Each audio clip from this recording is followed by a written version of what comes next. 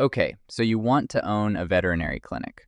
Buy a building, hire a couple of doctors, watch grateful pet owners line up at the front desk. That's the picture in your head, and honestly, it's not a crazy picture. Walk into any busy small animal practice on a Saturday morning, and it looks like the most emotionally rewarding business on earth. Every exam room is full. The waiting area smells like antiseptic and wet dog. People are handing over their credit cards without blinking because the alternative is watching their pet suffer. You watch that scene and you think, this has to be profitable. People will pay anything for their pets. Here's the problem. You're looking at the 1 hour that lies to you the most. The real story of veterinary economics isn't happening in the exam room.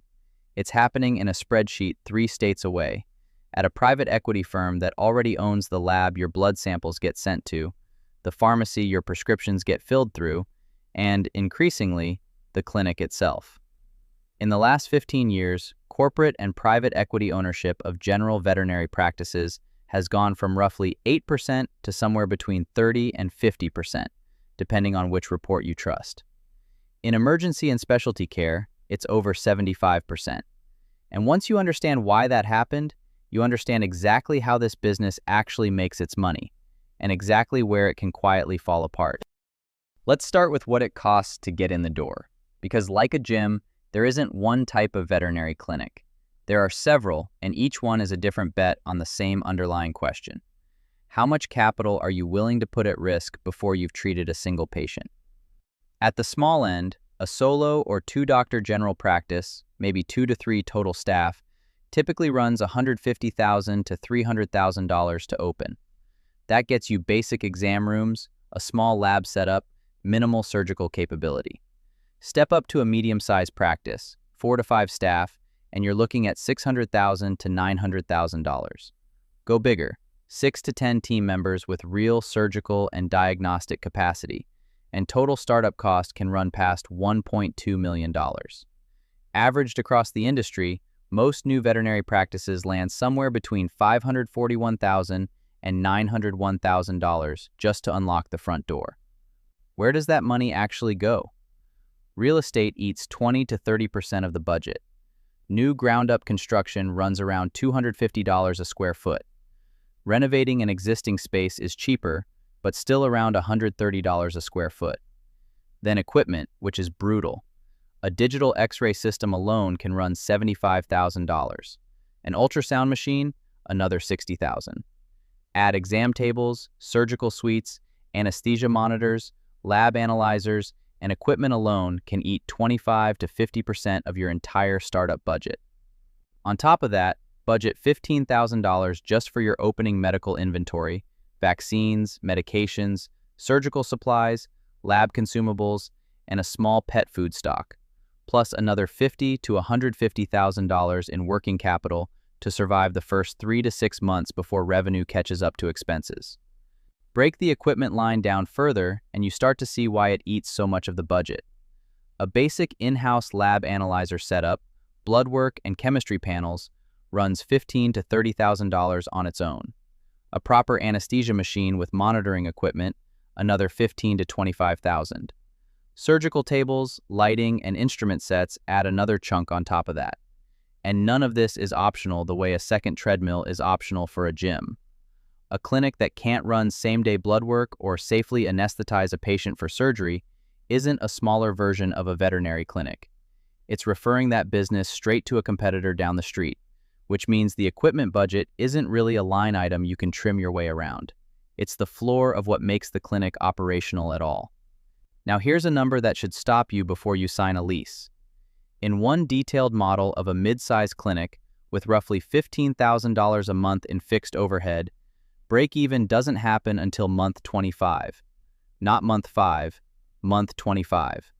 2 full years of burning cash before the business supports itself, with a projected first-year loss north of $200,000 baked into the plan from day one, before you've done anything wrong. Most first-time owners budget carefully for the equipment. Almost nobody budgets for 2 years of runway, and lenders know it.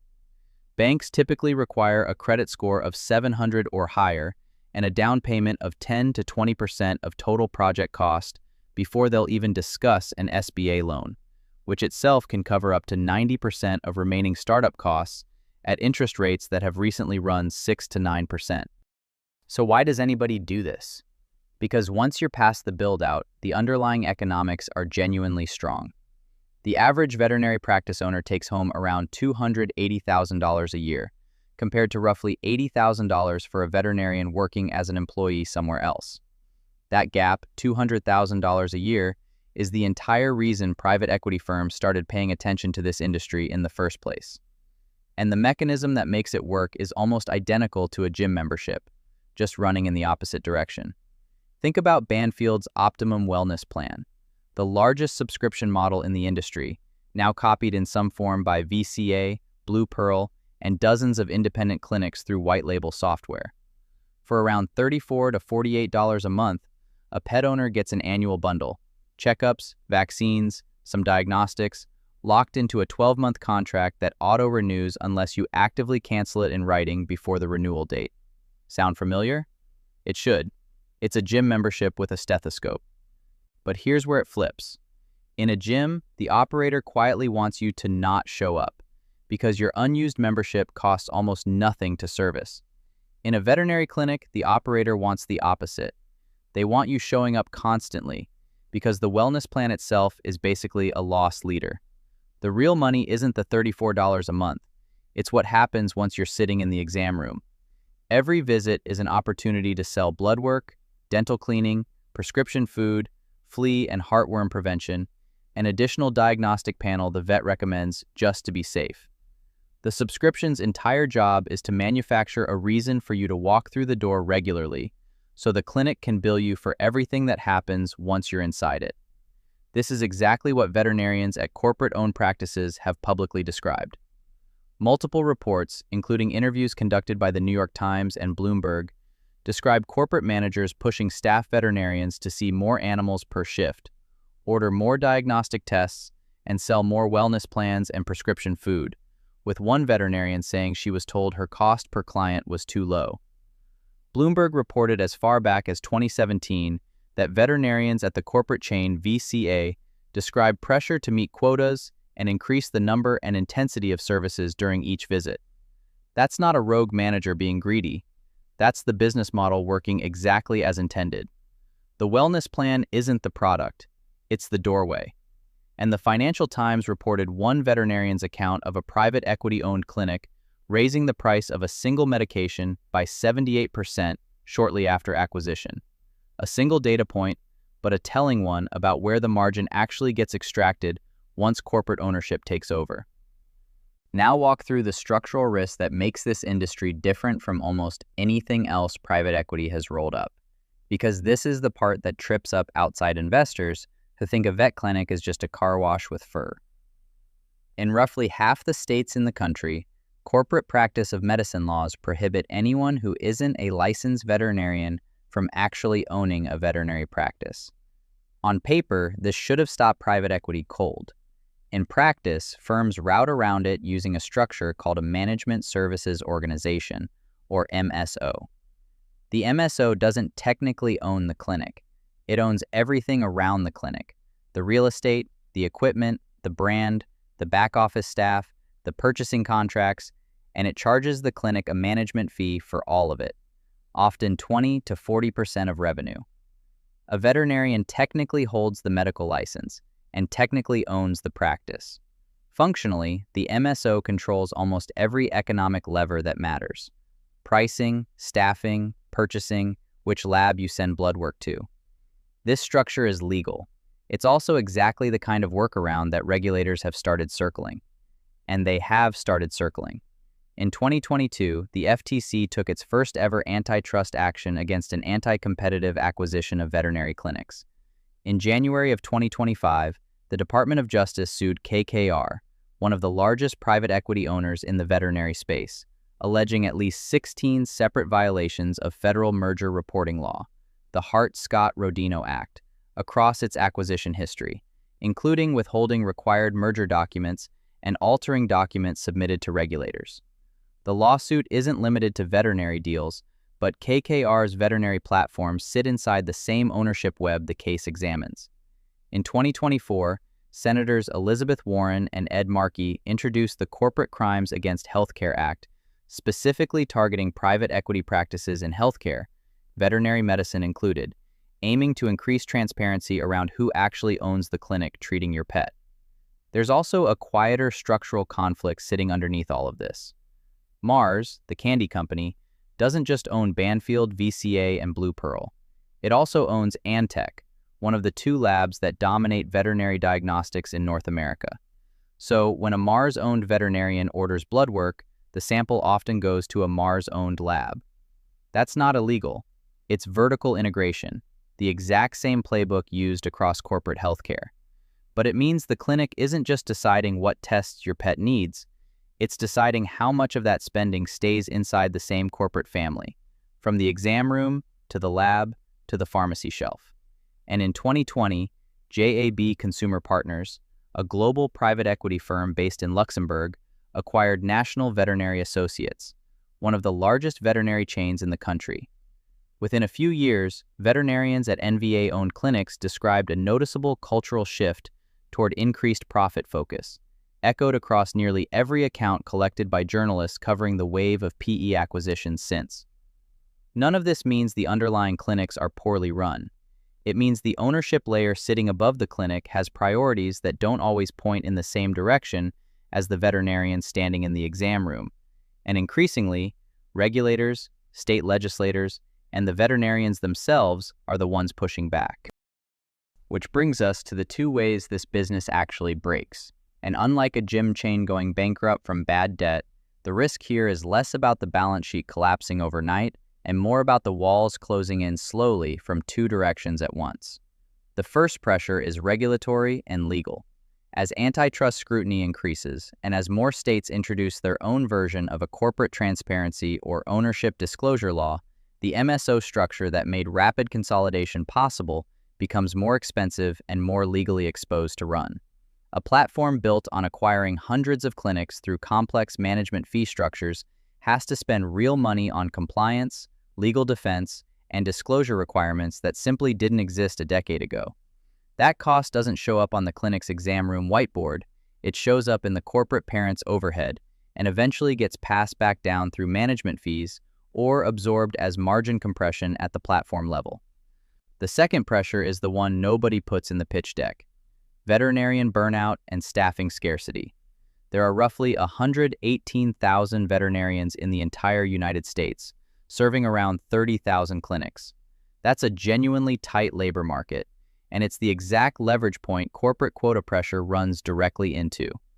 Push a veterinarian to see more patients per shift, sell more wellness plans, hit higher revenue per client targets, and you accelerate the exact burnout that's already driving vets out of corporate practices and into independent ones, or out of the profession entirely. A peer-reviewed study published in 2025 found veterinarians in corporate practices reported significantly more pressure to generate revenue and see more clients per shift than their peers in independent practice. Lose your doctors, and a fully built-out, fully equipped clinic generates zero revenue no matter how good the equipment is. Unlike a treadmill, you cannot lease a replacement veterinarian overnight, and 118,000 licensed professionals cannot be manufactured to meet demand the way a franchise can print another location. Both of these failure modes trace back to the same root cause as the wellness plan itself: a business model that depends on volume and velocity. More patients, more visits, more billable touches per hour, running up against a fixed, licensed, increasingly unwilling supply of the one person actually required to see the patient. Before we get to what a clinic actually earns, there's a whole second layer of hidden costs that catches almost every first-time owner off guard, and none of it shows up on the equipment catalog. Start with controlled substances. Most veterinary practices administer ketamine, opioids, and other scheduled drugs for anesthesia and pain management, which means the clinic itself needs a DEA registration, separate from each individual veterinarian's license, along with a locked, monitored storage system and detailed logging for every dose dispensed. Get audited and come up short on your controlled substance log, and you're not looking at a fine you can absorb quietly. You're looking at potential loss of your DEA registration entirely, which means you can no longer legally perform surgery. Then there's malpractice and general liability insurance, which runs considerably higher than a typical small business policy because you're combining medical liability with the physical risk of handling large, frightened, occasionally aggressive animals, plus biohazard waste disposal for surgical materials, sharps, and pharmaceutical waste, which has to be handled by a licensed medical waste contractor, not your regular trash pickup. None of these numbers are individually dramatic. A malpractice policy here, a waste disposal contract there.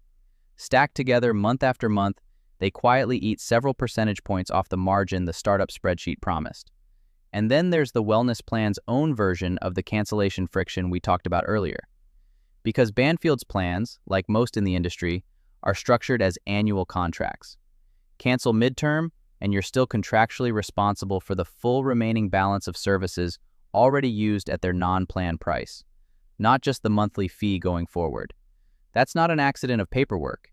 It's the same mechanism gyms use to guarantee at least one more billing cycle after a member decides to leave, adapted for a healthcare setting where the emotional stakes of walking away mid-contract are even higher.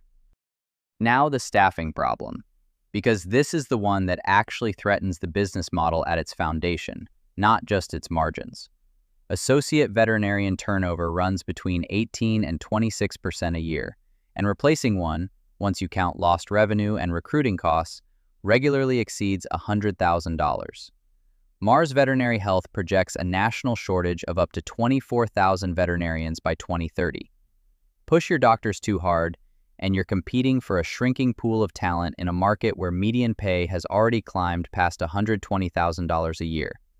A fully equipped clinic generates zero revenue with no one licensed to work in it, and unlike a treadmill, you cannot lease a replacement veterinarian overnight.